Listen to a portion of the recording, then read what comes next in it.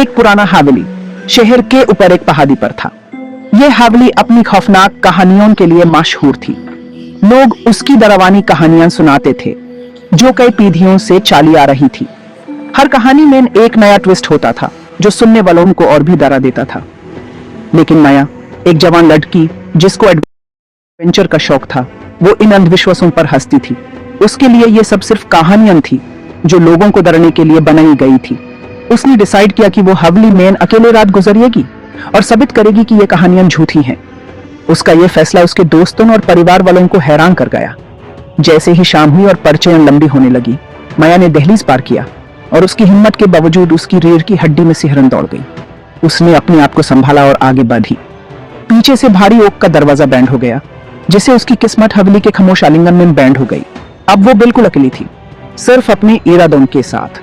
अंदर की हवा भारी महसूस हो रही थी, भूली हुई यादों के बोझ से भरी हुई।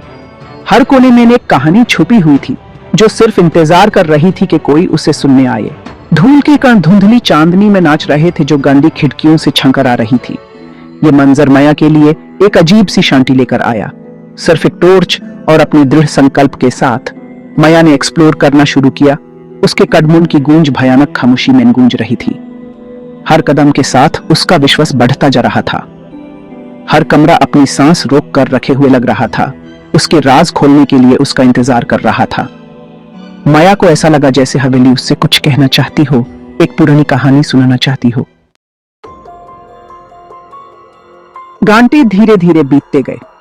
माया भूल भुलैया जैसे गलियारों में भटकती रही।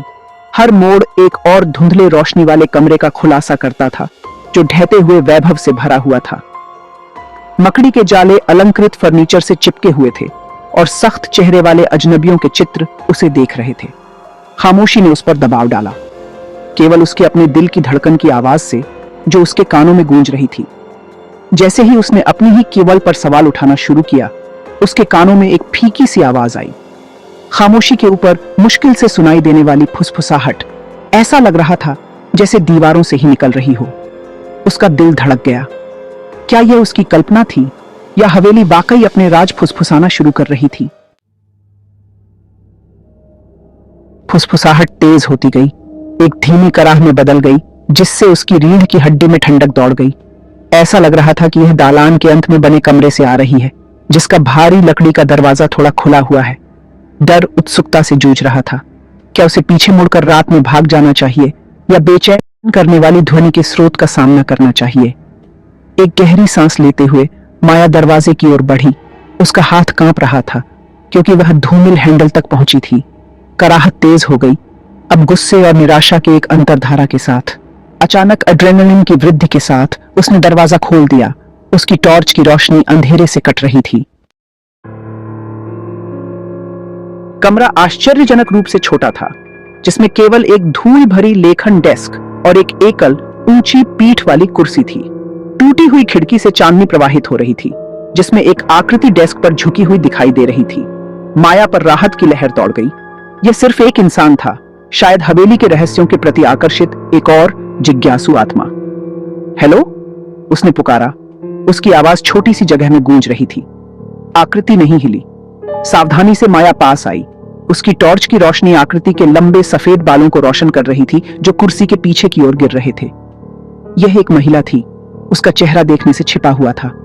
जैसे ही माया ने उसके कंधे को छूने के लिए हाथ बढ़ाया, महिला ने धीरे से अपना सिर उठाया। महिला का चेहरा उसके बालों की तरह सफेद था, जैसे किसी ने उसकी आत्मा को चूस लिया हो। उसकी आंखें खोखली और एक प्राचीन दुहक से भरी हुई थीं। उसके होंठ हिल गए, जैसे कोई पुरानी यादें उसे सताने लगी हों, ऐसे शब्द बनाते हुए जो मुश्किल से सुनाई दे रहे थे।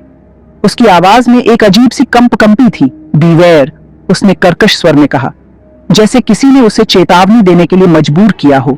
उसकी आवाज एक ठंडी फुसफुसाहट थी। यह आवाज किसी गहरे रहस्य की ओर इशारा कर रही थी। यह घर यह याद रखता है।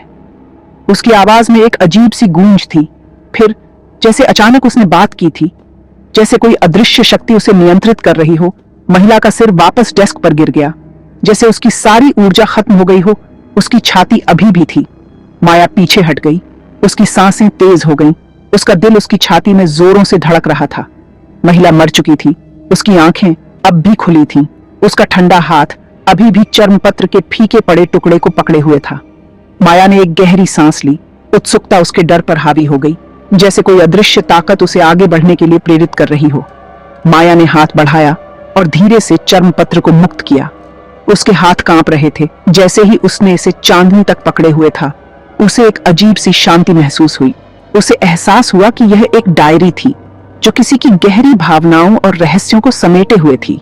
इसके पन्ने फीकी स्याही और प्यार, विश्वासघात और बदला लेने की एक हताश याचना की कहानी से भरे हुए थे। यह डायरी एक गहरे रहस्य की कुंजी थी जो अतीत की परछाइयों को उजागर कर सकती थी। डायरी उस महिला की थी जिसका वह अभी अभी सामना की थी, एक महिला जो सदियों पहले इस हवेली में रहती थी। एलाइजा नाम की एक महिला जो सदियों पहले हवेली में रहती थी। वह एक रहस्यमयी और दुखद कहानी की नायिका थी। एलाइजा ने एक ऐसे पुरुष के लिए अपने जुनूनी प्रेम के बारे में लिखा था जो उसकी दुनिया था, जिसने उसे दुनिया का वादा किया था, केवल कल्पना करने के सबसे क्रूर तरीके से उसे धोखा देने के लिए। वह उसे छोड़कर चला गया। उसके विश्वासघात से पागल होकर एलाइजा ने उसी कमरे में अपनी जान दे दी थी जहां वह अपने प्रेमी के साथ खुशहाल जीवन की कल्पना करती थी। जिसमें माया अभी खड़ी थी, उस कमरे में जहां एलाइजा की आत्मा अब भी भटकती थी। जैसे ही माया ने एलाइजा के अंतिम शब्दों को पढ़ा, कमरे में एक ठंडी हवा चली जो उसकी रीढ़ को कंपा गई। उसकी टॉर्च बुझ गई और उसे अंधेरे में डुबो दिया। अब वह पूरी तरह से अंधेरे में थी। तापमान गिर गया और हवा भय की एक स्पष्ट भावना के साथ घनी हो गई। माया का दिल तेजी से धड़कने लगा। कराह वापस आ गई, पहले से कहीं अधिक तेज और भयानक। यह आवाज उसके कानों में गूंज रही थी, हवेली के माध्यम से गूंज रही थी और माया के स्थान पर एकत्रित होती हुई प्रतीत हो रही थी। वह आवाज अब और भी करीब आ रही थी। वह फंस गई थी, एक तामसिक आत्मा की चपेट में आ गई थी। माया को अब समझ में आ गया था कि वह इस भूतिया हवेली से बच नहीं सकती। माया के माध्यम से दहशत फैल गई। अंधेरे में ठोकर खाते हुए उसने दरवाजे के लिए टटोला। उसका दिल उसकी पसलियों के खिलाफ पीट रहा था। कराह तेज हो गई। उसके चारों ओर निराशा के बवंडर की तरह घूम रही थी। वह लगभग एलाइजा की उपस्थिति को महसूस कर सकती थी, ठंडी और क्रोध से भरी हुई। आखिरकार उसका हाथ दरवाजे की कुंडी पर लग गया। यह छूने में बर्फ की तरह ठंडा था, लेकिन वह इसे मोड़ने और दालान में ठोकर मारने में कामयाब रही। दालान, जो कभी चांदनी से मंद रूप से जगमगाता था, अब एक अप्राकृतिक अंधेरे ने निगल लिया था। कराह हर तरफ से एक साथ आ रही थी। उसे आगे, हवेली के चंगुल में और गहराई तक जाने का आग्रह कर रही थी, लेकिन माया भागने की ठान चुकी थी। वह अंधेरे में आंख बंद करके दौड़ी। उसका एकमात्र मार्गदर्शक उसके अपने भयभीत हांफने की गूंज थी। तभी जब उसे लगा कि वह भूल भुलैया जैसे गलियारों में हमेशा के लिए खो जाएगी, माया दोहरे दरवाजों के एक सेट के माध्यम से फट गई और ठंडी रात की हवा में ठोकर मार गई। उसे हवेली के प्रवेश हॉल में वापस जाने का रास्ता मिल गया था। पीछे मुड़कर देखे बिना वह रात में भाग गई। एलाइजा के शोकपूर्ण रोने की आवाज उसके कानों में गूंज रही थी। जैसे ही भोर हुई, गुलाबी और सोने के रंग में आकाश को रंगते हुए माया हवेली के ऊपर पहाड़ी पर खड़ी थी। यह अब शांतिपूर्ण लग रहा था, एक नए दिन की सुनहरी रोशनी में नहाया हुआ। लेकिन माया सच्चाई जानती थी। हवेली में एलाइजा का दुख, उसका दर्द, उसका क्रोध था, और यह हमेशा के लिए एक ऐसी जगह होगी जहां फुसफुसाहट रात को परेशान करती है, एक विश्वासघात के प्यार और शांति के लिए एक आत्मा की अनंत खोज की एक द्रुत शीतन याद दिलाता है।